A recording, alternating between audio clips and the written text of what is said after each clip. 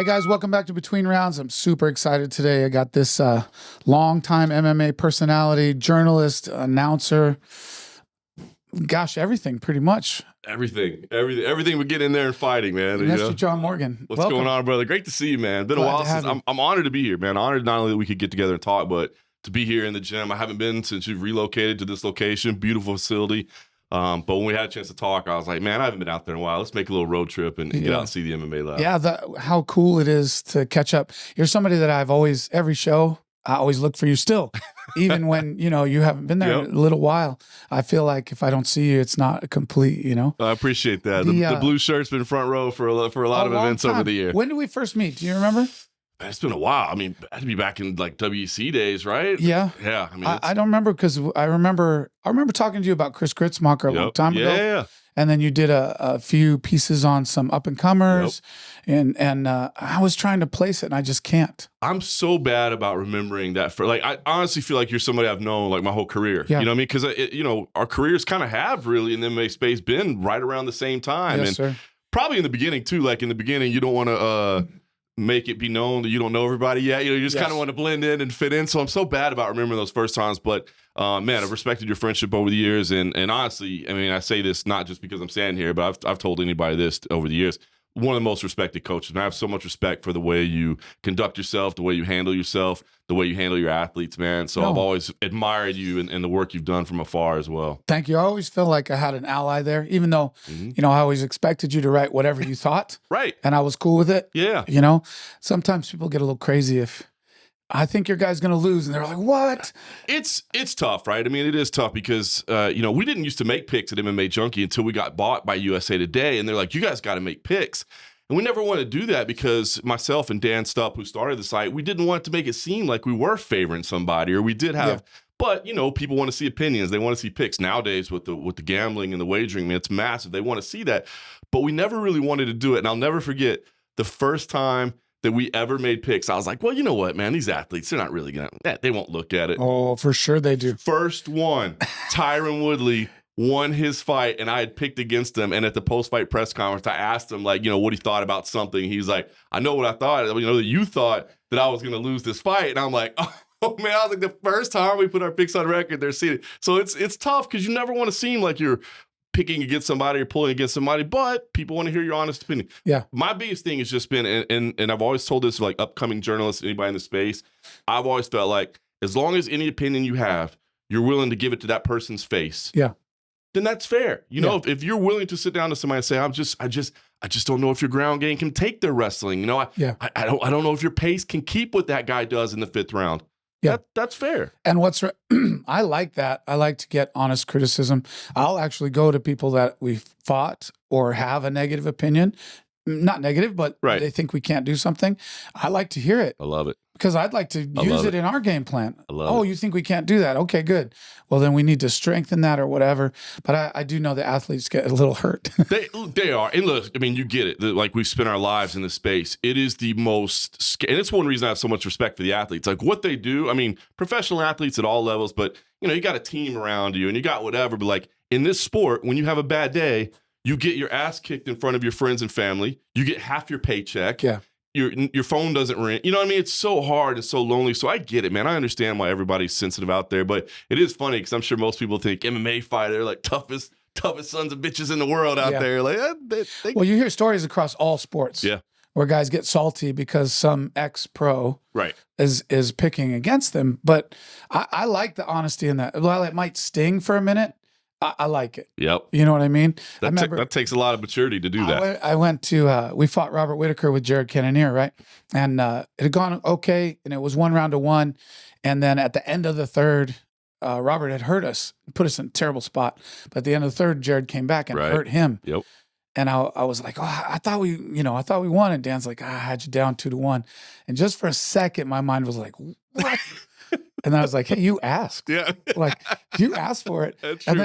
then later that night, I ended up writing him and saying, hey, I appreciate your honesty. That's awesome. Even in a tough moment. Well, it's so hard when it's your guy too, right? Yeah. To be honest about what you're seeing at the time. It's one reason, when sports gambling now has become a big discussion, but all my time as a journalist, I always felt like it wasn't right for a journalist to have money on a fight because Yeah. now all of a sudden your perception is now you have a vested interest. What you think is Right. tainted a Was little it a bit. close round or did your guy get hosed? We only got hosed because you had money on him. So Yeah. I know that those worlds kind of all go together now, but I always used to think it was just a good idea to not have any money on it because you shouldn't have a vested interest in it. Yeah. I don't think that's a bad idea, but I love the honesty. I've walked past you a few times, Yeah. asked you what you thought. Yep. And you didn't agree with me or did agree with me. I appreciated it. Absolutely. Either way. No, and I like that. I think that you have to be honest, you know what I mean? And you know, obviously you can be gentle with it, be like, I was close, but I think maybe, you know what I mean? But yeah, I think that's good. And I think it's cool when you have that kind of trust that you can ask that. Like I said, that takes maturity to be able to like, hey, I'm going to listen to what other people say and take that. I mean, it's real in life, you know, even as with what we do, like you're a play-by-play, hopefully you're open to, you know, when people say, hey, you could do a little of this. Definitely. Like to see you do a little better of that. Of course, I'd like to do a good job with my job. Yep. You know, so why not get the feedback? You know what I was looking at? I was trying to do some research. When's your birthday? It says I got 3 different dates. Okay. March 15th was 2 times consistently. Is it 77 or 78? 78. 78. Yeah, March 15th is right. 78. And then somebody else had you in February of 77. No. I was like, oh, okay, I'm going to have Definitely. to ask it. March 15, 1978. Ides of March. You look like 24 years old. What are you doing? I appreciate it, man. It's you know, it's all my commitment to health routine on a daily basis. Hey, try to live young. I think this sport has helped me be young. I always joke like I've never had an office job. Like I put myself through school in the restaurant business, and I was in restaurants for years and years. Then I got to MMA Junkie, and now with CFFC. I've never had like a routine office job. I think That's awesome. I told my wife, you know, I think I'm going to finish my career without ever having a quote unquote real job. Of course, they are real jobs with 14-hour work days sometimes, but it's like fun stuff and atypical stuff. So hopefully I try to live young. So hopefully that helps a little bit. Yeah, it looks like it does. So take me back to the beginning. Where'd you grow up? Grew up in Dallas, Texas. Oh, really? Yeah, born and raised in Dallas. Actually, a little suburb called DeSoto, South Side. Grew up there and played sports, soccer, baseball, basketball, all that. Was huge into it. Saw mixed martial arts at Blockbuster Video. I could still remember the Blockbuster Video right around the corner from my house is where I first got exposed to MMA. It had just started when you got out of high school, right? Yeah, so I would have been 93. I would have been like 15 years old, right? Yeah. So, and obviously they came to VHS like late 93, early 94, like the first 3 ever and whatever. And I saw it and I was captivated immediately, man. And I say it all the time, like seeing Hoist Gracie the first time, like it's the same experience everybody had, right? Like I grew up, you know, Karate Kid, obviously a popular movie, kind of cool. But then like Bloodsport, you know, just like stuff like that. I remember like this stuff's cool. But seeing Hoist Gracie like the first time, like what? Like changed the perception of everything. You can choke somebody with your legs. Like what? I had no idea. And really blew my mind. And it sent me down a path right away, man. I became a massive fan.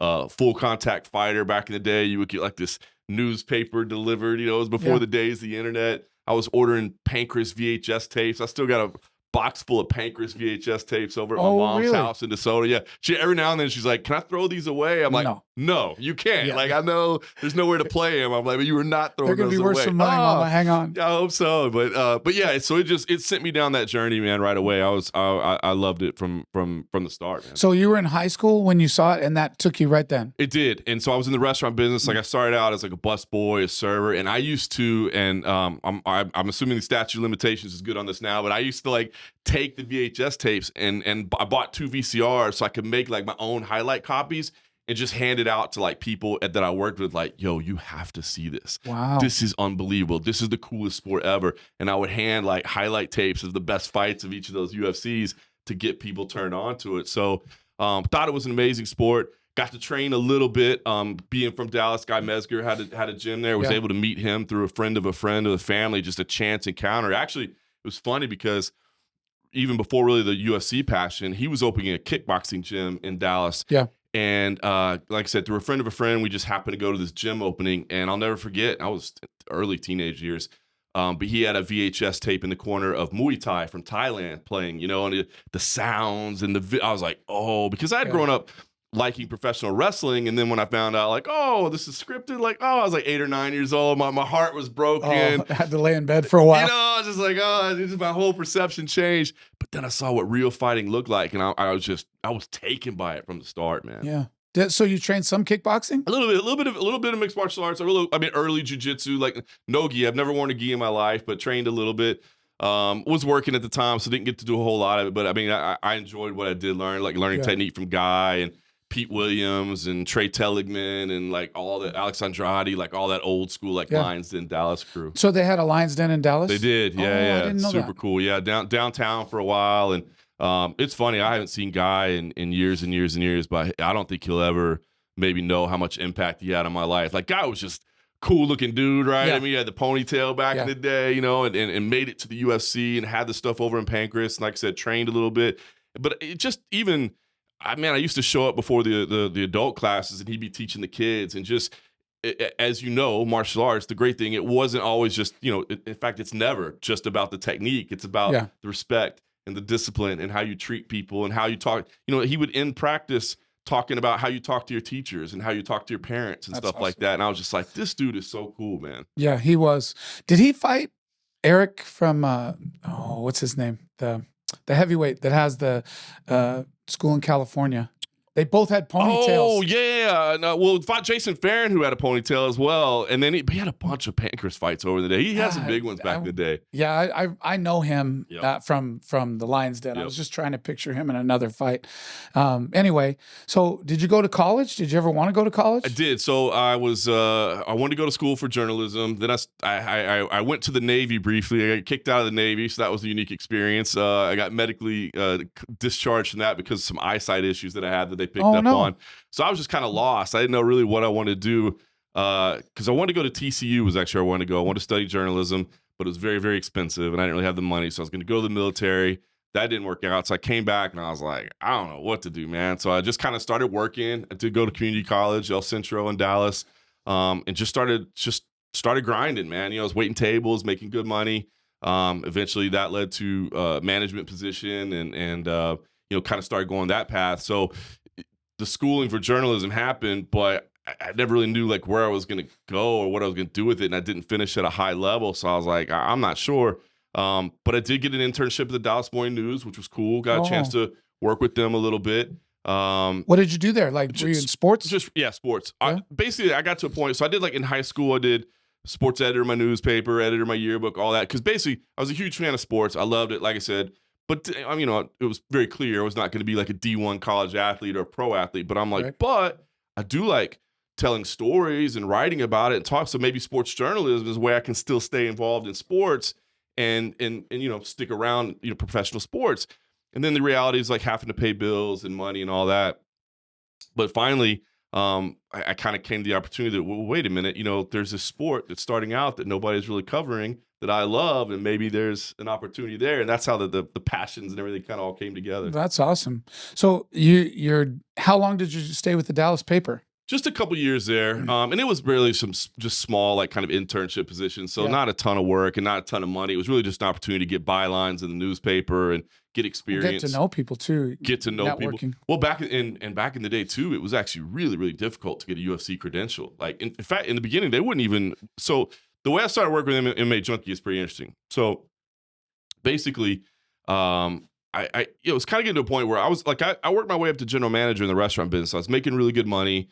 You know, I had like a 6-figure salary. I was young. I was, you know, insurance, stock options, well respected in the company. It was great. But I was just like, man, like this isn't it. Like this, like this is good. It's paying my bills. It's hard work though. It is. And you're there all the time. All the time. And it wasn't what I wanted to do. But and so in my head, I was like, well, listen, you know, it didn't start this way. But basically, I was like, I got to do something I want to do. So I reached out on a message board of MMA Weekly. Gorgeous George Garcia, who's still with Junkie Radio now, him and Frank Trigg were doing a show. And on the MMA Weekly forums, they were looking for somebody to help write up recaps of their interviews to put on MMA Junkie, which I never even heard of MMA Junkie. It was in the early days. In fact, I think it was still UFC Junkie at the time. And they were looking for that, you know, somebody to do that. And I just reached out on a message board and I was like, hey, I haven't been, you know, doing this in years. I've been doing restaurants for the last couple of years, but I'm passionate about the sport. I'd love to do it. Anyway, so they gave me an opportunity to start recapping their interviews. Dan Stupp, who was the editor of MMA Junkie, was like, hey, like that dude can actually write and has some talent. So we just kind of opened up a dialogue, and that's how the whole journey began was on a message board post on MMA Weekly. Wow. Yeah. So that's a while after you graduate from high school. Yeah. So I basically I had foregone, like the sports thing was gone for a while. Yeah. And I was like, well, I gotta make money. I gotta grow up, be professional, all that. And then, like I said, I got to that part where I was probably about 27 or so. Yeah. Where I just felt like unfulfilled, basically. And again, money was coming in, and I didn't hate the restaurant business. Like I liked it, to be honest with you. But I was just like, this isn't what I wanted to do. Like, I don't want to look up one day and be 45, 50 years old or whatever and just be like, I never even tried. Regret your decisions. Yeah, and it may have all worked. Like, maybe it had worked out great that way, but I didn't want to not try. So you start working for MMA Junkie. When did you decide to make the jump? What convinced you to jump over? So basically for this, I started working for free. It was like a free internship. Yeah. And I would, work my 12, 14-hour days at Abuelo's restaurant was the name of it. Come home and then write up a recap, what have, and send that off. I did that for a little while. And then Dan Stupp was like, they wanted to bring somebody on part-time. And this is the crazy thing, because I'm from Dallas. And I'd moved from Dallas to Oklahoma to Kentucky. I'd moved around. Basically, I'd gotten to a point where they would take me and send me to underperforming units to help retrain staff, rehire, et cetera. So anyway, he's like, I want to hire somebody part-time. He's like, we should get together and meet. Well, we're on the internet. Like, we've never met each other. We're on the internet, right? He's like, where do you live? And I was like, well, right now, I happen to be in Dayton, Ohio. He's like, I live in Cincinnati, Ohio. Wow. So he's like an hour down the road. So all this moving around the country had led me an hour away. Brought you right to him. Oh, man. So we went and met, and he brought me on part-time.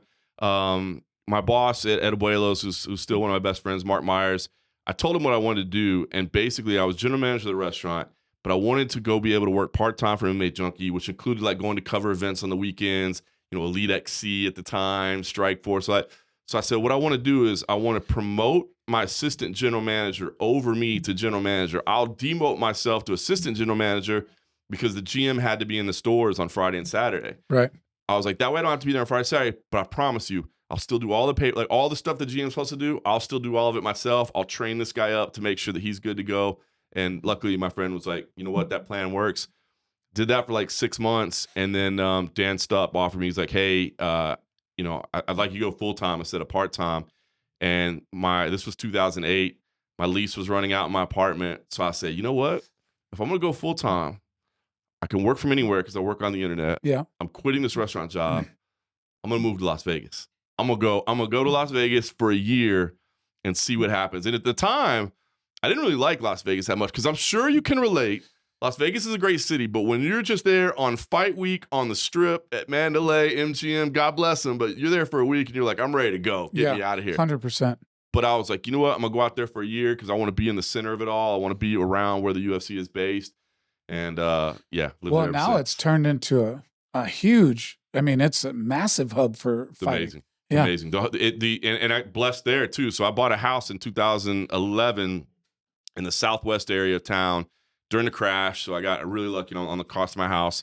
But at the time, UFC headquarters was up on Sahara behind the In-N-Out over there. It was like a 45-minute drive from my house. When they announced they were buying that piece of land where the headquarters and the Apex is now, is like 10 minutes from my house. And I had already bought it beforehand. So I'm just like, so many little blessings and fortunate things along the way have helped out. But yeah, now it's right there. Well, what a cool time to start too. The champs back then, like literal icons of the sport, Liddell, Couture, Tim Sylvia. Yeah. Like Couture came back to beat Sylvia. Like it was his comeback. Rampage, Anderson Silva, Matt Hughes, GSP, BJ Penn. Amazing. Holy cow. Amazing. And that was, and I think this happens for everybody that's been in the sport because now, like every champion that's in the UFC, like I've seen him fight as an amateur. I've seen him come up. So not that you don't have that reverence for him. You do have that reverence for him.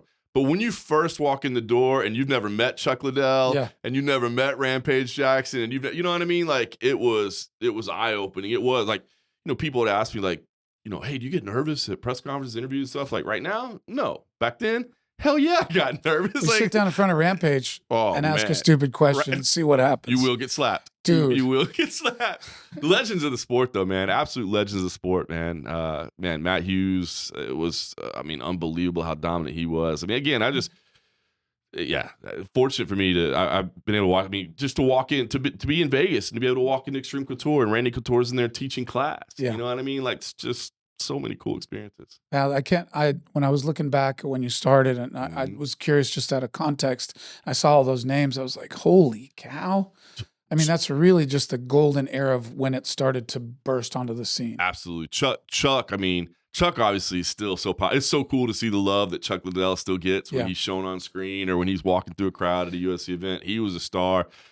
Anderson Silva was the one that blew me away, man, watching his career and his development. I mean, coming in, what he did to poor Chris Lieben, you know what I mean? And Chris is the Forrest man. Griffin, too. Oh, Forrest Griffin. I mean, Anderson was the man. We talk about kind of the development, how things move on. I honestly feel bad for people that came in at the end and only got to see the end of Anderson's career and don't understand, because like prime Anderson, that dude was on it. Yeah, he was crazy. I didn't like it at the end because he played too much. Yeah. You know what I mean? Yep. Like, I think he's maybe the most skilled ever. Yep. But like the way he played around in the Bisping fight, Yep. that thing would have been over with one punch. It would have been. And he gave it away. Gave it away. That remains one of my favorite fights to this day, though, just because of it was like a movie, right? The ebbs and flows. It's over. It's not over. But you're right. He gave it away. I mean, even with White, don't take anything away from Chris Weidman. You know what I mean? But like getting knocked out, like, what are you doing? You know? Yeah. Seemed like he just been through so much of it, and he was kind of, I don't want to say over it, but he didn't start the UFC till he was 31 or something. Right. So he had a whole career of amazing fights before he came to the UFC. Yeah. But that was great. I only got to see him at the end. We fought him in Brazil with Jared Cannonier, and in Rio, like here in the crowd, it was a pretty cool moment. Like I wish it was him a little younger. Yeah. Only, but I'm glad that we won. But man, what a cool thing to look across the ring at Anderson Silva. Scary, right? Yeah. It's still scary. You know, even at the end, it's got to be scary. The funniest thing about him is him in the corner, right? His coaches, all four of them are yelling different things as loud as they can in Portuguese, and he is not hearing a word of any of it. Probably just adjusting the shorts like, a little bit, kind of looking. All right, we go. He didn't. What a badass he was. Those crowds in Brazil are awesome, though, man. It's cool that you guys got to experience that. Those crowds are incredible, man. The passion that they have is unbelievable. Amazing how angry they are first and how supportive they are out. I'll tell you a great story. So the Uvai Moreira chant. Yeah. This is the way I learned about it. No lie. This is a beautiful story. So the very first time the UFC goes back to Brazil in like 2012, I'm going down there, Rio de Janeiro. That experience was amazing. But the night before on HD Net Fights, they were doing a Shoot do Brasil event on the Bope Special Forces training ground. It was supposed to be Michael Chavello calling the fight. Like a week before it happens, I guess somebody broke into his car and stole his passport. Oh. And so Andrew Simon from HD Net, like he lives in Vegas at the time. He knows that I'm going down there. So he hits me up and he's like, hey, would you mind or would you want to do commentary on this event at the Brazilian Special Forces ground? Oh, yes. With Royce Gracie. Oh, I'm like, oh, shit. Do I want to commentate an MMA event at the Brazilian Special Forces ground with Royce Gracie? So I'm like, so the first two fights tonight before, so, you know, they had the great main card. Glover Teixeira was there. But the early on, it was Brazilian Special Forces agents against Argentinian guys that they brought in, you know, the Brazil-Argentina rivalry. So that was like the prelims. And so as those fights are happening, I'm hearing the chant, Uvai, and I'm like, Royce, the passion from these, you know, from these special forces. And he just looks over, and you know, the way he just kind of deadpans, he's saying, they're saying you're going to die. Yeah. And like, we're on the special forces ground. I didn't realize it was kind of quite as common accepted at the time, but that just, I was like, that's not good. Yeah. That's not good. It's loud too. Super loud. When they mean it. So passionate. It was so cool. I got to do Brazil 30 times. Back when the UFC was going 30. Down there. Yeah, 30 times. Back when the UFC was doing like 7 or 8 trips down there a year. And so I saw a lot of that country, man. I had some amazing experiences there. And like I said, getting to call fights with Royce Gracie. Yeah, that's pretty amazing. I mean, especially since that's what kind of got you into it. Full circle those videos, moment, man. Full circle moment. It was pinching myself. And then at one point, and later, because Uriah Faber was there cornering somebody, he sits down for one fight. So it's me, Royce, and Uriah Faber calling fights in Brazil. It's just like, how did this happen? This is pretty good. Like, this is pretty cool. That's man. awesome. Pretty cool. So when the WC joined, what was that like from your perspective? And then Strikeforce too, because you covered that for the early MMA Junkie days. I covered all of those organizations, so I was really excited about it. I was excited about the talent that was coming in with the WC. You know, it was, you know, when the UFC bought the WC, they laid out this plan of how it was going to coexist, and it was just like, that can't work long term. Like, I don't see how it's ever going to work. And, you know, there was talk about that with like PFL and Bellator. And I'm like, guys, right away, you got brand confusion. It was just clear it wasn't going to work. But it was cool because there's so much talent, right? There's so much talent in the WC. And so to see them come over and get that. And I remember that era, man. I remember the chip on the shoulder of everybody in the WC coming in and, you know, because they were second tier. You know, it's like, no, we're not second tier. You know, I do remember having that with Benson because I was going to ask you, you probably saw it first up, so you didn't think that. Yep. But there were plenty of experts that were like, hey, these WC guys can't compete. And we practice in the same room. That's my confusion, is the people that really know the sport know that you're in the same room, like the same 55ers trained together. It's a weird thing, right? It is, by the way, it's funny because I got to saw Benson on the way in here and I really feel like Benson hated the media back in the day. So it's really nice for him to come up and give me a hug now because I never really felt like he wanted to answer any of our questions back in the day. He hates the media still. But as an individual, he loves all of them. That's cool. Yeah, he likes everybody. Yep. He just doesn't like the role that it plays, you know? I get that. That's funny because he really always didn't like I know. I mean, you could feel it. You're just like, this dude has no desire to talk to me whatsoever right now. But he gave me a hug on the way in, so that was good. But no, you're right. It's a weird deal because it's the same athletes, like you said. They're in the same training room. Like, you know, like you may have, hey, I just saw WC go 3-0 against UFC in my own training room today, you know? You know, my biggest thing, and it's the PFL and Bellator, or PFL just now, you know, they're trying to battle for this right now. I do think it is very difficult to call yourself the #1 guy in the world if you're not in the UFC. 100%. Only because you're not getting that level of competition every time out, right? Yeah. The depth isn't there. But to pretend like because you're in another organization, because you're in Ryzen, because you're in PFL, because you're in wherever you are, that you're not on the UFC level, we all know that's an absolute fallacy. Yeah. I mean, Johnny Eblin's a great fighter. Great fighter. Right? Like not just him. There's a whole bunch of them. But the most annoying organization is one. Right. Because that guy won't shut up about how they're the best. And it's just like, come on, man. It's been tough, man. Now you never really know exactly what they're trying to do. It seems like now it's more just a Muay Thai organization than anything. Well, and they got the Rotolos. Yeah. Oh, man. And the Rotolos are superstars. Those guys are so good. You know, they're so fun to watch and they're so handsome, charismatic, like everything you want. They're the future of grappling. I agree. Those guys. I mean, Tackett's obviously amazing over at UFC BJJ. Well, and I think Mika Galvan, all those guys are awesome to me, you know, and the whole generation's great and they deserve whatever. But it's funny to see them in one. Yeah. Because I had a guy fight for the one championships, James Nakashima. Right, yeah. Went there and fought for the 85-pound championship and beat Yushin Okami to get there, beat one of Habib's guys. He's a tough kid. Had a hell of a run to get there. And we won 3 rounds and then caught a knee in the 4th. Yep. But he made like $12,000 for that fight. Oh. That's traveling and tickets and extra hotels besides. You hate to hear that. You know what I mean? Like, hate to it's hear not what they say it is. Right. And that's really the irritating part. But talent-wise, certainly those people can compete. Amazing. At least the top 2, 3 are not necessarily just that, but like you said, the depth isn't the same. It's like I said, that's the thing I always say is I always admit it will always be hard to call yourself #1 in the world. Yeah. You know what I mean? Just because you're not going to face #2, 3, 4, 5 like you will in the UFC where you get a tough out every time. But they're great fighters. Well, you kind of feel bad for those athletes because you know they want to. Yeah. Like, yeah, let's do it. Let's run it. It's the biggest thing. Like, I think it's tough. As an athlete, you have to admit what's most important to you. Like, I look at like what Eddie Alvarez did, right? Like, Eddie Alvarez made a lot of cash bouncing around, right? So I think you have to make a decision. Like, is it important for me that I can look up one day and everybody has to admit that I'm #1 in the world? Or do I just want to go make money, put cash in the bank, you know, take care of my family, set myself up for my next move? Because, look, that's kind of a controversial thing recently that like Dana White was quoted. And I've heard it along the way. It's like, this is not a career, it's an opportunity. Yeah. And I think some people get pissed at that because they're like, no, it absolutely is a career. But I think you have to remember what the meaning behind that is that like, you can't do this forever. Yeah. You know, there's no retirement plan. So get in, make as much money as you can and get out. So it's that balance. The athlete has to decide, are they okay with maybe people doubting how good they are, but they still get paid elsewhere? Or is it paramount that they get #1? Well, like with Eddie, he built himself up in Bellator, right? His battles with Chandler are epic. Yes. Great fights to watch back and forth.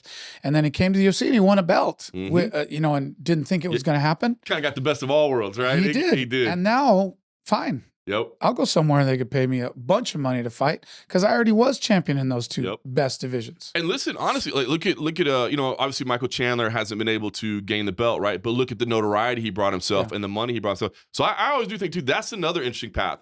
If you were advising somebody on how to make their way up through the ranks, honestly, like going and making yourself like a must-have somewhere else is going to command a lot more money.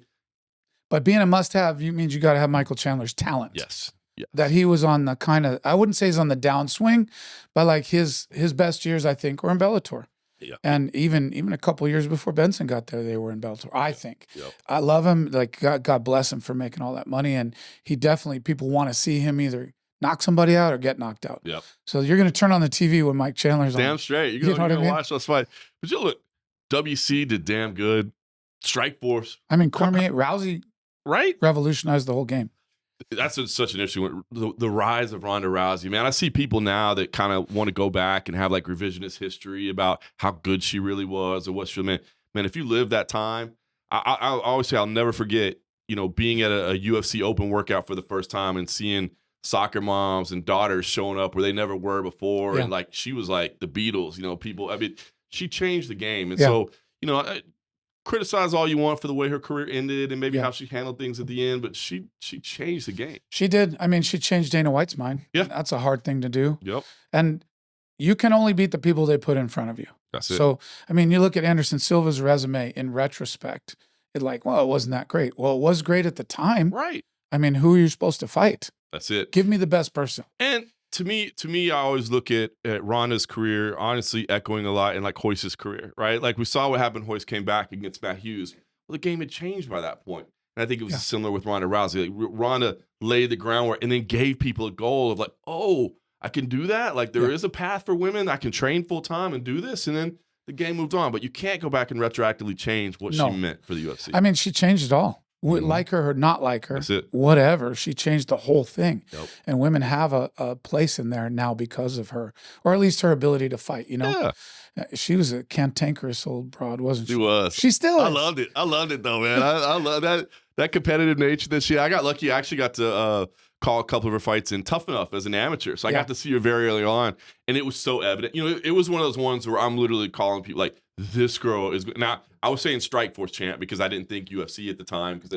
But I was letting people, I'm like, you could see it as an amateur. I mean, obviously she was an Olympic athlete by the time she was an amateur, so she had been accomplished. But it was so, those ones are fun, right? When you see somebody early in their career and you're just like, oh. She was just so overwhelming. Yeah. Her grappling skills until later when people kind of caught up. But it was like shocking how much better she was than everybody else. Had Jean LaBelle with a little stopwatch over there in the corner, like time. Fucker. That's awesome. That was great. So how many press conferences have you been to? I mean, it's hundreds and hundreds. I mean, I can't even imagine. I was thinking about that. And when we were just talking, like literally, I feel like incomplete when I don't see your blue shirt. I appreciate it. You know what I mean? Yeah. At the walking out of the cage and then in the press conference in the back. How did you come up with that blue shirt? I needed to ask. I know you've been asked this. Yeah. Never heard it. No. So, my son was like less than a year old. I think he was like 9 or 10 months old at the time. I'd have to go back and look at the exact date. But bottom line is I just happened to be wearing a blue shirt at press row one day. And my wife sent me a picture where I guess I had been on the screen and she paused it and my son was touching the TV. And so I was like, I'm going to wear a blue shirt. So anytime dad's away from home, you can just look at TV, find the blue shirt, and you'll be able to find me. A wonderful story. So 100%. Like I never thought like, oh, that'll be my thing or whatever. It's just I just want my son to be able to find me on TV. So if dad's away from home, and when that picture, I was like, oh, that's why I'm gonna wear a blue shirt. And then I started to realize like, oh yeah, it's a pretty bright blue shirt. Like people are gonna see it. Like they show up. But yeah, it really just started as something for my son. That is an awesome story. I can't believe I didn't know that before. It's cool. You're always getting the first question at those things. How do you do that? I think it was just being a familiar face, just honestly being around a lot. I can tell you when it actually started was there were a couple press conferences in a row. Basically, the way press conferences used to work, media would be all there. Dana would come out, hey, how's everybody doing? Who's got the first question? Everybody put their hands in the air. PR would have to walk over, find where you were, and basically there were like 2 press conferences in a row where Dana was like, what? Nobody has any questions? Nobody's got anything? Just because it was taking a second for that delay. And so former PR head Dave Schaller who's now with like the Redskins and out on the East Coast and Philadelphia, yeah, 76ers, and so they got like a big sports group out there. Dave was great. He was great, dude. Him. Still a friend to this day. But he was just like, hey, I know you're not gonna like ask any stupid questions. He was like, do you care if I just put the mic in your hand so we don't get that? So like when he says who's got the first question, you can just go. And I'm like, yeah, let's do that. And then from that, it just kind of became like, well, that we know he's starting it, you know. And I've had some of the guys like Oscar Willis at the Mac Life. He's always been like, well, it's kind of out of respect too. You've been here doing it a long time, but it started as just something very mechanical. Yeah, it's like I said, like the blue shirt just started as something for my kid. You know, this just started as something mechanical, and then it just, I guess, it becomes tradition after a while. Isn't that funny how traditions start like that? It is. Yeah, that's cool. You, man, how did you? How do I word this one? Dane is always so mercurial, right? Like he is. Boy, if you piss him off, you know, like you're done. Yeah. Like it's very hard. And that's press, fighters, managers, whoever. Yep. How'd you manage that? Was it just easy for you? Just natural because of your nature? I think so. Dana, and listen, Dana and I have had some of our moments behind the scenes, you know, in some phone calls and some discussions. So, you know, he hasn't always agreed with everything I've said or everything my organization has done or that sort of thing. But the thing I've found with Dana is that it's never really like the thing, it's how you deal with the thing afterwards. You know what I mean? It's like, you know, okay, something happens, and if you're like, well, look, you know, here's what was my thought, and this is why I did what I did, et cetera. It's like, all right, can't really argue with that. You know what I mean? So, that's good. I've always found him to be very fair, but I can get it. I also have, you know, 20 years of interviews and press conferences and scrums back in the day when we did that. So I've had a lot of time to talk to him. I get it if it's your first time, like it's probably a little bit intimidating because if he wants to go in on you, it's a force of nature. Especially because here's the powerful guy. He's up on the stage with the microphone. He can say whatever. The crowd's going to support him, especially at a press conference, right? So, like, I can get it. Like, you can wilt really easily. So I don't fault anybody that finds himself in that position and gets intimidated. But you just got to remember, like, if you believe in what you're saying, if you believe in what you're asking, if you believe in what you're doing, then you're not doing anything wrong. And if he takes offense to it, you know, maybe you can just – the other thing with Dana that I've always said is, like,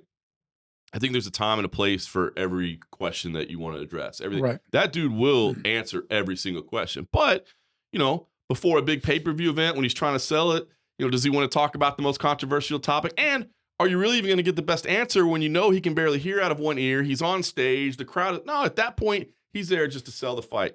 Ask for an interview off stage or follow up with him afterwards. So I think time and a place and figuring out like where's the best place to ask this or address this. I hadn't thought about that because not everybody. I think people, hey, this is my moment. I better make it my niche right here. I'm going to ask him this tough question. Right.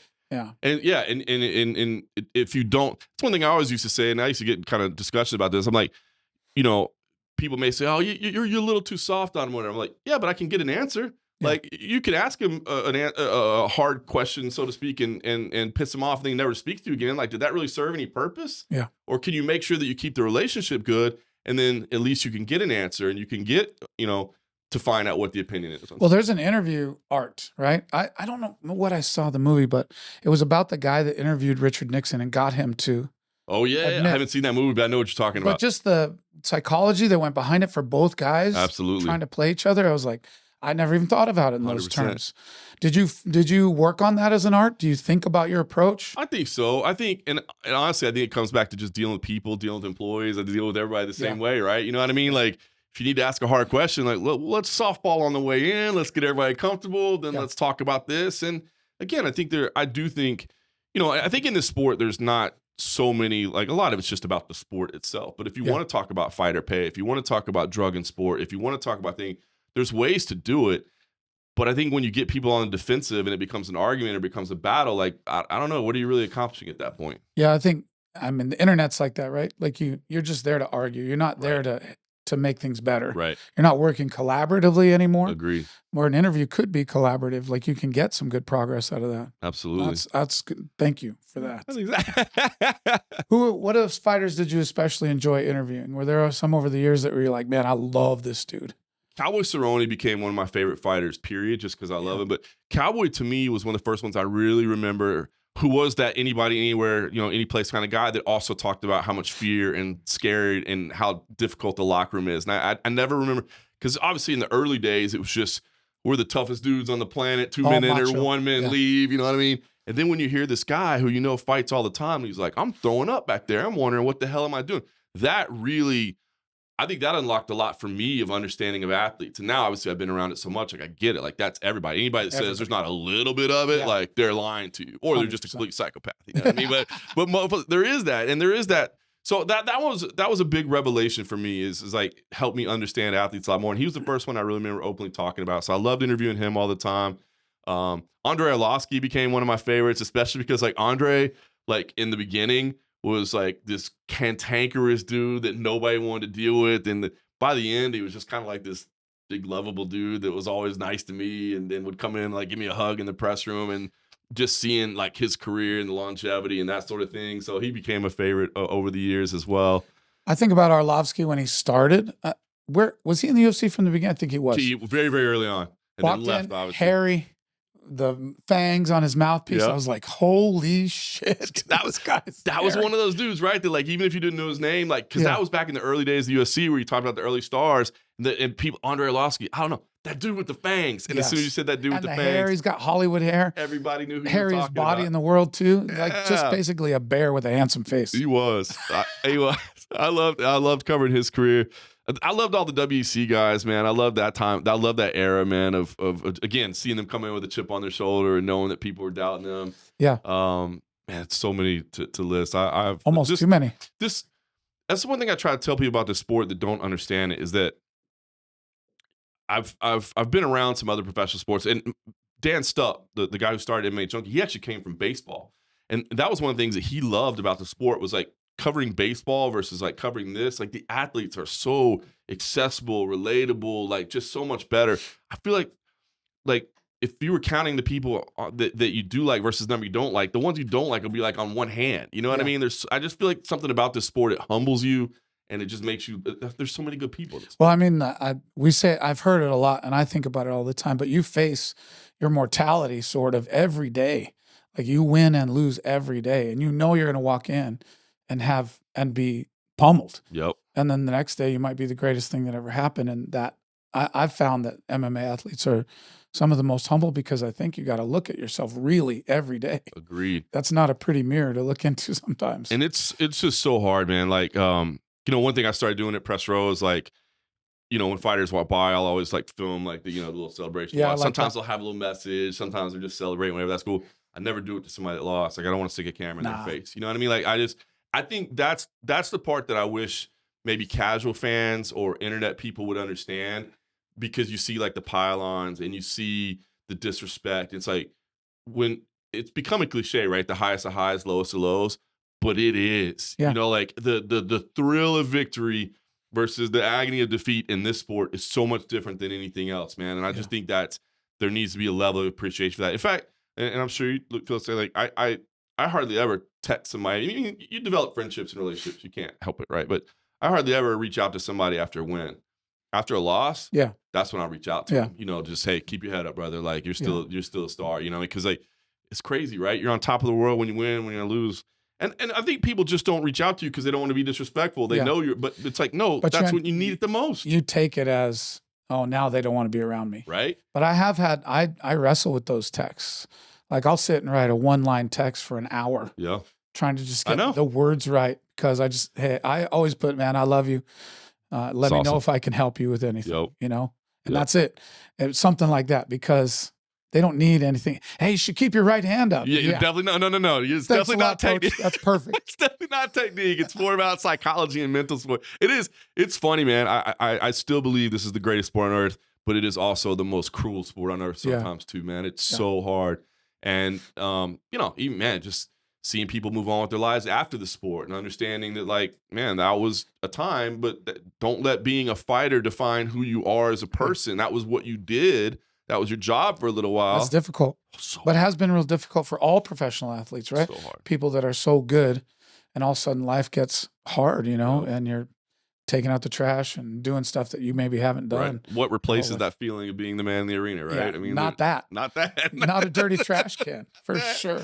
Definitely well, not. how have you seen the sport change, do you think? Like, if you take a look back, obviously you're still in it. You're very involved in MMA still. But as a journalist, how did it change for you from 2007 to 2022? What was the main thing you see? I mean, well, number one, you just see the quality of the athletes is on a different level, man. Like the skill level is crazy, and like now you see these kids, obviously working with CFFC, and you see amateurs, and you're like, dude, this amateur is better than high level pros 15 years ago. Yeah. So the development of the sport is amazing. The global reach of it is incredible, man. Being fortunate enough to travel the world and see it. I think sometimes when people talk about, is the growth of MMA slowing a little bit? Well, it has to at some point, right? But I think they miss how much growth is still happening around the world and in other markets. You know what I mean? They're just talking about the United States. They just mean the United States. I think they haven't gotten out of that. So just seeing that, what a global and listen, man. And I don't know if you can back me up on this, but because you and I, like I said, we kind of started this journey around the same time, and people will ask me sometimes, "Did you see the UFC being where it is today?" And I'm like, hell no. Oh, I never did. I just loved it. You know what I mean? But never did I think that it would be this sport. Like, man, when I see commercials for the UFC on an NFL broadcast, like that still gets me excited, man. It's still first time I heard the Fox music. Da-na-na, da-na-na, you hear that, and it's the UFC. I was like, woo! I love it. And I'll tell you what, I am really, really excited to see what happens with Paramount, simply because, I have met so many people over the years that are like, I like fights, I like watching, but $75, man, I can't pay that. Yeah. And so I'm kind of excited to see, hey, does this maybe start another wave? Because if you were a fan, all you were watching was the prelims and the fight nights. You couldn't even watch the biggest stars, the title fights, all those, because you didn't want to pay. And I get why you wouldn't want to pay. I'm excited. Yeah. I'll be excited to see how that goes too, still being involved in it. But do you think, social media has changed a lot with how fighters deal with people? There's Reddit, some of them are so too available for negative comments and stuff. They read all their replies and read all the comments. How do you think has it been a positive thing for our sport? Well, I think we're still figuring that, how to properly handle social media, right? Because there are blessings about social media, right? The fact that and this is one of the reasons I started looking outside of media, because, how media has changed is now I feel like we as media had an opportunity to help give athletes a voice. They don't need that anymore. No. They got their own, now everybody's got their own YouTube channel. They got their social media, their Twitter, their Instagram, or all that. So they don't need that. So from that, I think it's a positive, because now you no longer, if you're Benson Henderson, have to worry about somebody twisting your words. You can just say the words exactly as you want them. Now you're still going to have people that clip stories and whatever, but you can control your own message. And so I think that's big. But exactly what you said, man. I mean, I would tell anybody, don't read the comments, but I know how hard that is, right? Because you want to interact, you want to engage, you want to have a relationship with fans. Well, it's your whole life. Yes, you're putting all of it in there, so of course you want some. But it's support. so toxic. I remember Misha Tate was the first person who I ever heard say this, and at the time I was like, "Whoa, that's kind of rude of you." But then I'm like, "No, you're spot on." She was like, social media gives people access to you that have no business having access to you. You know what I mean? It's it sounds a little bit harsh, but it's true. In what other profession, do you walk into somebody's job at their insurance agency and be like, bro, you suck, man. You haven't closed any deals today. You don't even belong to be working for Farmers You're not even good Insurance. with the word processing. Fuck, what are you doing? What are you doing here, bro? You don't even deserve it, man. Yeah, no other job do you get that. And listen, we talked about it, right? Toughest individuals ever, but this is any human being, man. No, I don't think there's, and that's one thing I love about the sport. It's these to me are real life heroes, dude. Because tell me what person isn't walking around with some degree of self-doubt in their life. You know what I mean? Tell me who's not walking around second guessing themselves, wondering how they stack up to somebody else. But then they have to deal with these people in their face telling them they suck. That sucks. So I think it's such a double-edged sword with social media. I think there's so many cool aspects of it. Yeah. But I hate that aspect of people having access to you and talking trash to you. It sucks. Do you think it becomes their responsibility to cut that off? I do. And how is that a discipline? Just hey, you got to go do your runs. You got to jump rope. I think so, man. I think you got because I know that you can hire somebody to run your social media, but then that's not really genuine. You know what I mean? And so I mean, and then even that, you got to be a certain level in your career to be able to pay somebody to run your social media. You're struggling to pay your training and your recovery and your diet and all that. So well, you even see NFL players just tweeting the dumbest stuff, things that get them in trouble. Right. Because they're still kids. Yep. And their feelings are hurt. Yep. But they're billionaires, for God's sake. And it's so weird, right? You can make one tweet and cost yourself everything or whatever. Make one dumb comment in the minute. So yeah, social media, look, it's never going away. No. It's never going away. And like I said, there's a lot of blessings to it, but I do think managing it and understanding it is really, really smart towards building a career. That double-edged sword of the immediacy, right? Right. Like you can get your thoughts out right now when you're thinking them, but you can also get your thoughts out there right now. That's crazy. So true. So what led you to get out of the grind of going to the shows? So I was commentating for CFFC, and there were some things happening in MMA Junkie that weren't the greatest, that I haven't talked a lot about, but I was a little bit unhappy with the situation at the time. But I also did see like a changing vision in media and the landscape of it all and the need for it and all that. And I was like, what other avenues are there? And I was commentating. I commentated for years and years. Tough Enough, Titan FC, did some Tachi Palace fights, had done M1 Global. But we got to a point at MMA Junkie where at some point somebody said, hey, that's a conflict of interest for you as a journalist. You can't do that anymore. And I was like, well, we don't cover these organizations though. But they're like, we've reviewed it as an ethics committee. You can't do it. And I'm like, okay, well, that sucks. Huh. Yeah, sucks, but all right. So years go by and I missed it. I really like calling fights. Like I feel like A, I do have some technical knowledge, and B, like I feel like it's an opportunity to tell the story of those athletes and try to help give them a platform. And so the same exact thing you fell in love with at the beginning. That's it, right? Yeah. Just a different medium, a different way to do it. Yeah. And you're part of the show versus just kind of watching the show. And so I really enjoyed it. So anyway, long story short, around 2019, I wanted to revisit, like, hey man, because the people that had told me that it was a conflict of interest were gone from the company. Oh, good. So I was like, well, hold on. All those people are gone that said I couldn't. It's worth at least revisiting, right? Maybe the other people have different opinions. And so we revisited it, and I was like, hey, I'd really like to start doing commentary again. And so they ran it through the ethics committees, and they were like, yeah, okay, you can do it. And I tell you, it was crazy. Like 3 weeks after that, Dave Schaller, actually, who was with CFFC at the time, called me, and he was like, hey, got a question for you. I know you used to do a lot of commentary. Are you doing any commentary? I'm like, Dave, you're not going to believe this, man. I'm like, I just got cleared 3 weeks ago to start doing commentary again. Talk about these little blessings along the way. I was like, I'm in. So I went out there, met the team at CFFC, Rob Haydak, Brad Bolin. I love these guys. Like, started working with CM Punk, which was awesome. I didn't know how that was going to work because I'd met CM Punk, but I wasn't sure, like, are we going to bond? Did you meet him at the UFC? I did. And he was always cool to me. Like, the interviews, and obviously he had a tough career, but he always showed up, and press conferences were great, interviews were great, all that.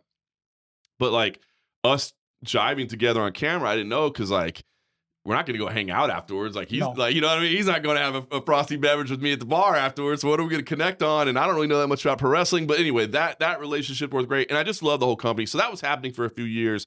And that was in 2019. And like I said, some things at MMA Junkie were changing, and they made some leadership changes. And I just didn't necessarily agree with everything that's going on. So I started looking at what else was out there, and kind of went to Rob Haydak, and I was like, look, I think I can bring a lot to the table outside. And they had already started to give me some other responsibilities outside of commentating. I was writing press releases for them and helping doing some content, things like that. I'm like, before I was a journalist, like I was running a business where I had like a staff of like 80 people working for me, and I was responsible for profits and losses. And, we were doing $4 million in annual revenue, and I had to balance the P&L. Like, I bring skills to the table other than just this. Like, I think if you'll give me a shot at being part of this organization, like I can help with that. And Rob has been amazing since I first started working for him.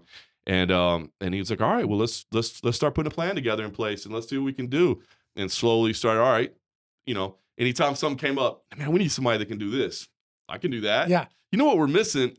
I'll do that. You know what I mean? You're missing this piece that's right it. here. Like, hey, I'll do that. And finally, early last year, he was like, listen, I'd love to bring you on board full time as general manager. And so, I was like, sign me up. Let's do the contract. Awesome. You know what I mean? So now it's amazing. So now, working with the production team, working with the licensing team, working with the matchmaking team, like just it's so cool because I'm getting to learn all these aspects of the business and bring what I had in the business world plus the knowledge that I've built in the MMA industry and do that aspect. So, I mean, I never saw myself in this position, but I absolutely love it. I absolutely am so excited where I'm at. And then now I got to figure out the rest of it because, like, I still do 2 podcasts. I do a podcast on my own that I've done for 10 years. I do a podcast for the Memphis Grizzlies as well. And so still do those. So still doing some media stuff, but I struggle a little bit because it's almost funny. It's almost like an athlete stuff in a way. Like I like being at the press conferences. Yeah. I like being at the press room, but I kind of feel like too, like, well, A, that's not really your full-time job anymore. And B, like, let the next generation, like, let somebody else be the first question dude. Let somebody else be what, you know what I mean? Like, pass that over. But it's hard for me to just walk away and be like, nah, I'm never doing that again. It's cool to see that your love of the sport has just grown through all these different avenues too. I love it. And I love, like, our job at CFFC, obviously on UFC Fight Pass, is to help give athletes opportunities to make it to the next level. And I'll be honest with you, we talk about those names that were champs. We talk about it's always fun when I meet somebody for the first time. They're like, have you ever interviewed this person? Yeah. I'm like, stop. All of them. And that's amazing. But honestly, like, I get as much joy out of giving like an amateur or an early level pro, like a little shine, a little something, and try to help build that, because like that's those kids chasing their dream. You know what I mean? If we can help put on a great product for them, if we can help give them a nice platform to shine, then, you know, they've got that nice tape. They've got that nice moment to get the attention. I love that. That's awesome. I love that. So all those podcasts, all that stuff takes preparation time. What is the preparation like for play-by-play for you? Extensive. Russian names. Yeah, Russian names. Eastern European names. Just say them quickly and with confidence, and nobody will know if you're right or not. Oh my God. No, but it's important. I think so. Blessed. Mauro Ronaldo was somebody I met very early in my career and talked to him about commentating when I was in the very early days, and he used to just stress, and it's so true, preparation is everything. You know, just doing your research, obviously your basic facts as much as you can. If you get a chance to interview people, like, and you can get their thoughts, like, that's awesome, because then you can really share what's going on with them.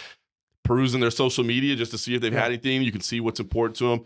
Obviously, if you can watch tape, that's great. I mean, I'm doing play-by-play more than color, and I'm fortunate, you know, Punk is obviously back, you know, doing big things with WWE right now, so we haven't got to use much of him lately. But Michael Chiesa, Dean Thomas, Michelle Watterson, like, experts, you know what I mean? So I obviously I'm gonna lean on them more for technical analysis, but you still need to know, because you still want to pick up, you know, if you see certain patterns, the same way you break down tape, right? If I see certain patterns, I know what they usually do in this position. I know what they're probably, that helps, you know? So I think as much preparation as you can have, the better. And I think that's any walk of life, right? Like, I agree. That confidence of knowing that I'm prepared. Like, whatever happens here, if something goes wrong in any situation, like I said, but I prepared, I know that I did everything I could, then you can go home and you can put your head on the pillow at night and know, man, damn, I didn't like the way things ended up today, but I know I didn't leave any stone unturned. Yeah.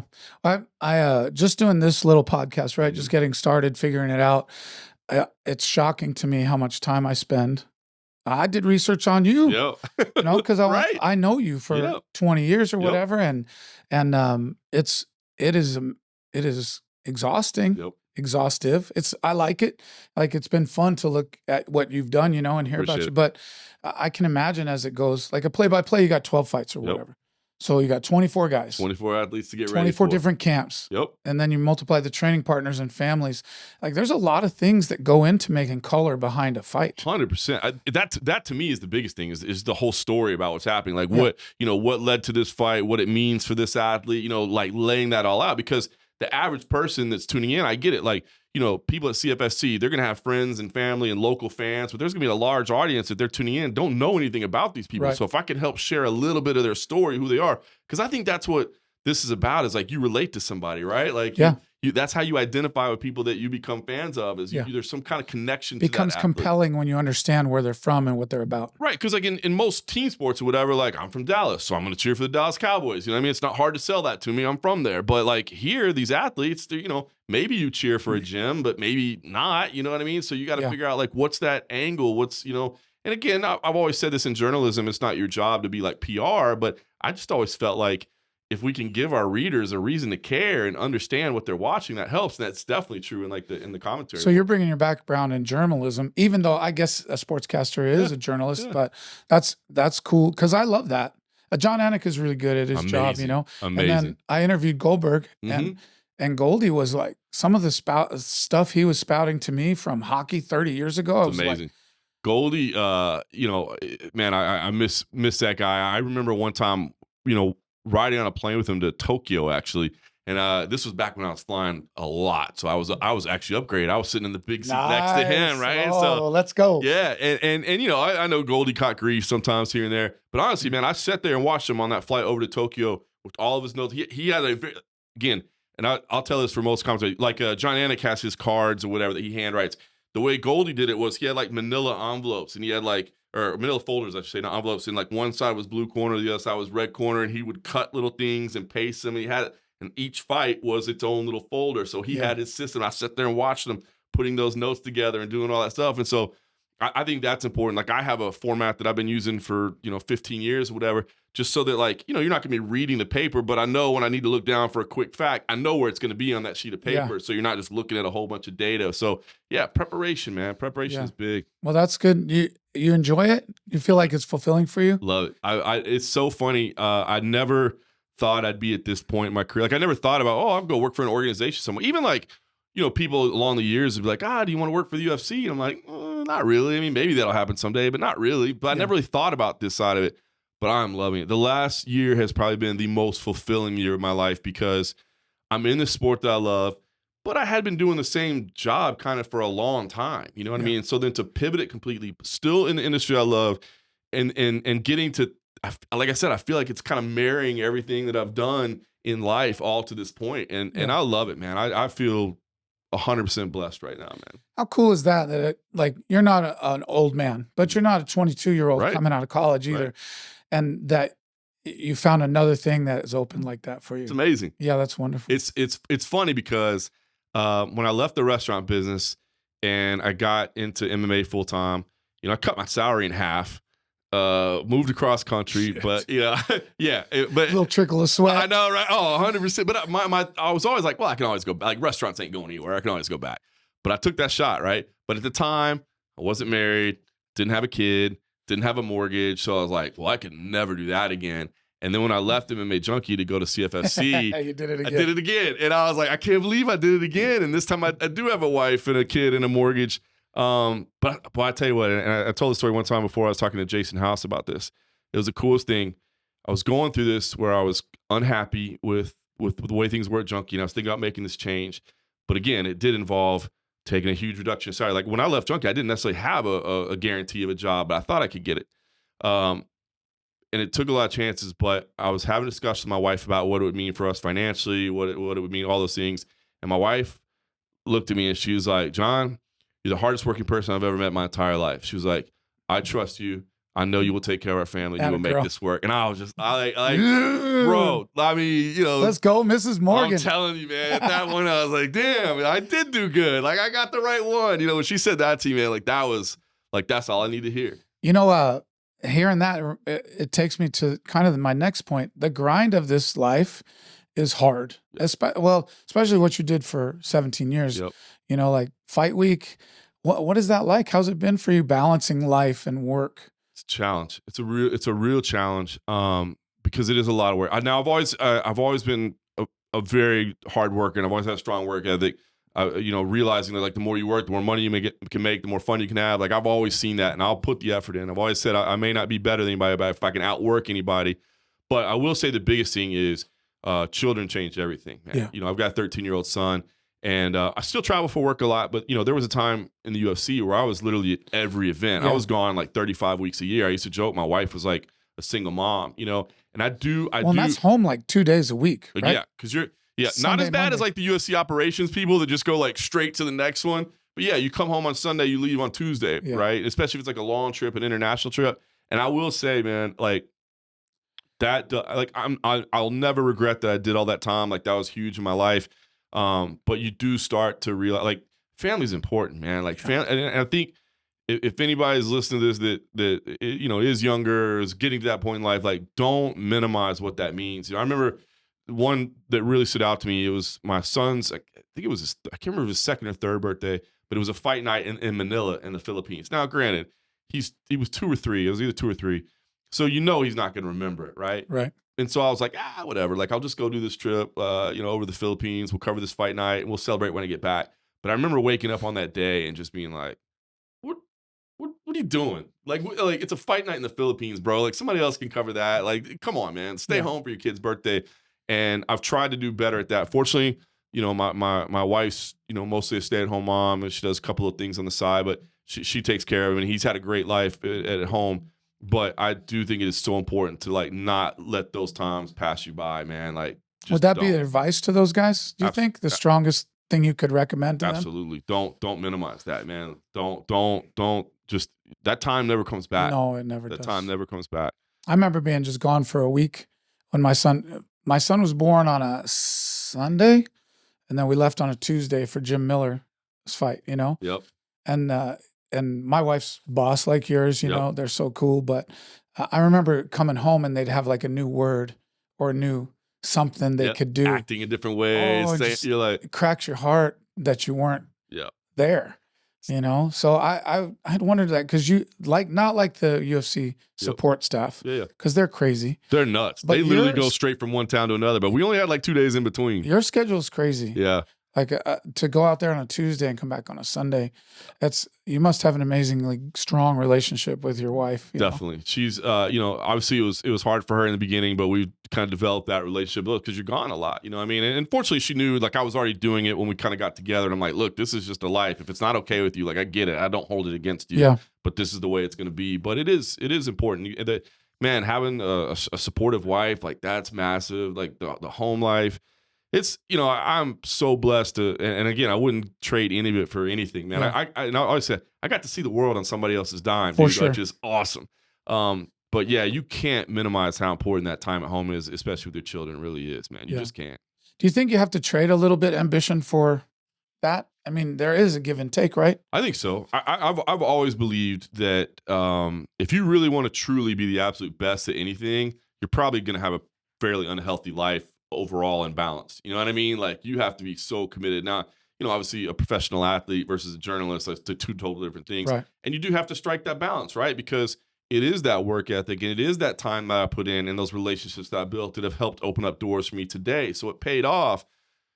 I just think you have to be aware of it at the time. Like be aware of what you're trading. Like I do think, I think it's impossible to have a high level of success in just a completely balanced life. You know what I mean? Like, and I spend I take my kid today to work or to school every day, and I pick him up from school every day, and then we go to the gym together, and then I cook dinner together. Like, it's impossible to do that. You can't do it. There's not enough hours in the day, but be aware of what you're trading. Yeah. Yeah. I just watched part of The Last Dance the other day. Mm-hmm. Michael Jordan with tears in his eyes talking about how, because he was ruthless, talking about how his players thought he was an asshole, or a lot of people did. And then you talk about Kobe Bryant and how buried he was in his success, and Tom Brady. I mean, it goes on, those lists. But I was thinking about when I was doing the research, and I kind of had in my mind, I wonder how many. Oh, dude, I was like, there's too many to count. And then for me, that added up to weeks away. So that's amazing that you've been able to balance it. Yeah. Eli's training jiu-jitsu, right? He is. He's it's not his passion by any stretch. His passion is more music. He loves playing the guitar. He's actually getting into car racing now too. He really loves auto racing. So he's never been passionate about it. But he does it, and with minimal complaint, but not great level complaint. But that was a non-negotiable for me. And fortunately, my wife feels the same way as well. That was a non-negotiable for me from the time he was like 5 years old, is that you're going to train jiu-jitsu. I literally believe every child should be training some form of grappling, whether it be wrestling, whether it be whatever. No disrespect to the Taekwondo schools and those things out there. But I mean, we've had this, 35-year experiment to see exactly what works in the streets, and still does, right? The grappling works on it. Still does. But to me, and the biggest thing for me was always, I just wanted my kid to train. And my thing was always, I'm not saying he won't someday get his ass kicked out on the schoolyard. He might. But I know he won't be afraid. And I know that's what bullies, rely on, is that you've never been punched, you've never been in a fight, and so they physically intimidate you and you cower down, right? Yeah. But if you've been grappling since you were 5 years old, and there were times where like, my kid, especially like early on, he's trained around a little bit because I wanted him to see different things. Extreme Couture, because it's more of a wrestling base. Went to Syndicate for a while because Roxanne Modafferi was there, and she's just a big kid, she makes it fun. Took him to Drysdale's for a little while so he could see like hardcore, Zenith Jiu-Jitsu. And now he's at Ground Zero, which was American Top Team affiliate. So he's bounced around a little bit.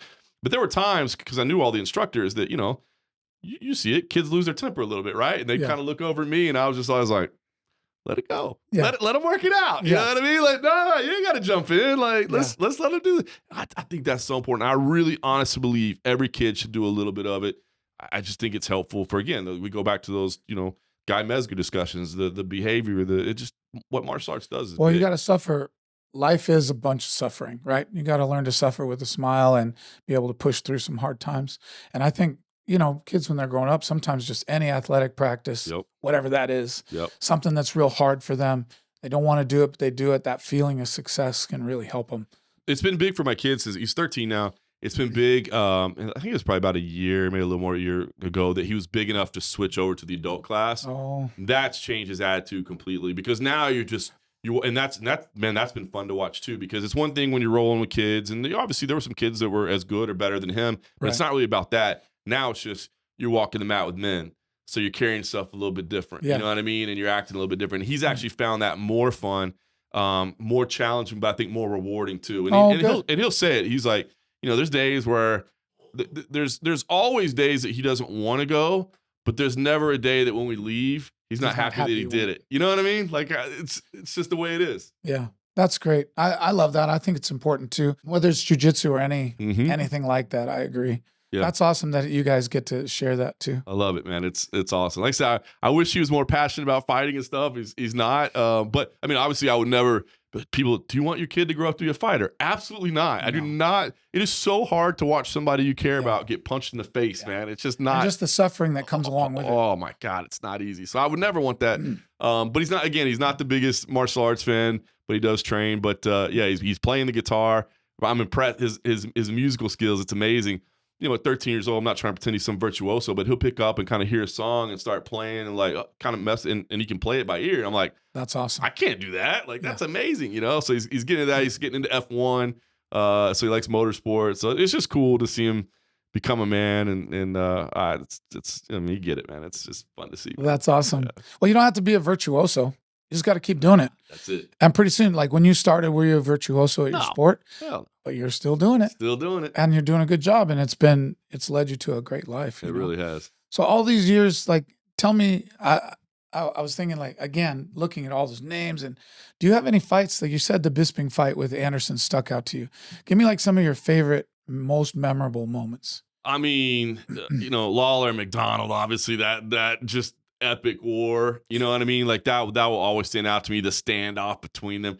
I'll tell you one. It's not even a fight, and the fight stood out too. But I'll never forget when Anderson and Vitor had their stare down, and Vitor had been saying that Anderson like puts on a mask, and like Anderson put that like Jabberwocky's mask on and the stare down. Like that wasn't even a fight. And I remember leaving MGM Grand in my car, and I was like goosebumps, bro. I was shaking. I was like, oh, so I'll never forget that. Man, being over in Japan, like I never got to go to Saitama for Pride, but I got to go over there for obviously to see the UFC a couple times. Yeah, Benson, got to see Vanderlei and Brian Stan over there, which was amazing. The fights in Brazil were amazing. GSP and Koscheck in the Bell Center. I don't know if you ever got to fight in the Bell Center in Montreal. It's built like really vertical because it's made for hockey. It's so loud. So loud. Especially when GSP was fighting. Like, that was amazing. I mean, Brock Lesnar, say what you will about Brock Lesnar and about like his overall skills as a martial artist, but the excitement and the energy that he brought. What a magnetic personality. He was crazy. Amazing. So I've been blessed, man. The locations. I mean, obviously the Conor fight, like Conor's rise was unbelievable. You know what I mean? And the Habib fight will never be a fun one for me in memory because there was so much darkness around it. But his rise, I got to be in Dublin the final time when he fought there before, you realize he was never going to fight in an arena that small again. So watching Conor's rise was amazing. But it just like the trips to Brazil, Moscow, like I remember like walking around Red Square and just being like, I feel like as an American, like you weren't supposed to be here. Yeah. You know what I mean? Just stuff like that. You know what I mean? There's so many. So I could sit in for days. And then again, you go back to WC days and all the greatness of Jose Aldo, man. And man, what he did. He was an assassin. WC 53, like, obviously not the greatest memory for the lab, but that event was amazing. The final WC event was incredible. It was a great fight. It wasn't didn't go our way. Didn't go your way, right? But I mean, that was great. And man, there's so many memories. I'm so, it's just, I could talk about it for hours. So blessed. So blessed to have had such a front row. Like bad. I mean, even some of the bad things too. Like was Cageside both for Anderson breaking his leg and Weidman breaking his leg, which were both just like, I mean, horrific. You know, I mean, and they both reacted in such different ways. You know, Anderson was screaming out, and Weidman was just like in shock. Like those things. I just I've been blessed, man. I've been so blessed, and yeah, to think about just starting as a fan and saying like, hey, I'd like to kind of be involved in this to where I am now. Like, absolutely blessed. Yeah, your career is like an almost encyclopedia of those things. So it was so cool to look back and see. What I've about learned Kimbo today, back in the day? Elite XC Kimbo, like after you see him in the backyard brawls, come and then he's on, in man. the UFC. To explain to like if somebody had never heard of Kimbo and you try to explain like how big he was and how I mean like being around that, so everything. He was a comic book character. It's amazing. In a good way. In a good way. Like I'm not mocking him. No, and the nicest dude, like the absolute nicest dude. But like to people that like I can't tell you the type of traffic our stories did at MMA Junkie about Kimbo. Yeah. So like when people be like, oh, this dude's not a real MMA fighter, I'm like, well, the numbers say otherwise. You know what I mean? The numbers say he is. So, yeah. Well, in looking back at your career, man, it has really been. I've enjoyed this because I know you love the sport, but I've never gotten to really That's true. visit with you. We're always on a fight week and you're busy handling all your athletes. Well, we walk by each other High real five, quick. What's bump. up? Good to see you. Yeah. John Morgan, how you doing? Yeah. I do. It's funny. I always do like that. Like when, you know, obviously we sit on the blue corner side. And so I always wonder like when coaches kind of come to like on the one hand, I kind of want to like, you know, make sure I'm giving a little nod, a little respect. Like, hey, just want to make sure. But I'm also like, they're kind of busy right now too. I always look around at, like for me, every time I walk up there, I try to just take in the moment and sit in it, you know, because like you say, when is it going to be your last time to do it? You know, so I like it when you're there. Yep. Yeah, I always dig it. I'm glad you do that. There was one. It was several years ago, but like now my fight nights at UFC aren't as busy, but used to at Junkie, play by play and file this and file. Now I'm just more social than that. So, but no matter how busy I was, I always used to make sure and sit back when Bob O'Reilly comes on and just like soak it in, watch the videos, see what new clips they've added in, like feel that energy. And it is important, I think, to that's another thing I would tell fighters too, because I know and it's hard because I know what they're about to do is so difficult. But like if there's a way to get them to understand, like, bro, take this moment in. Take it in. I mean, that's success, right? To be in the moment of be where your feet are right now. I remember what football team they're saying is cleats, and it puts them in the mindset that I'm clear-headed, I'm ready for this moment that's about to happen.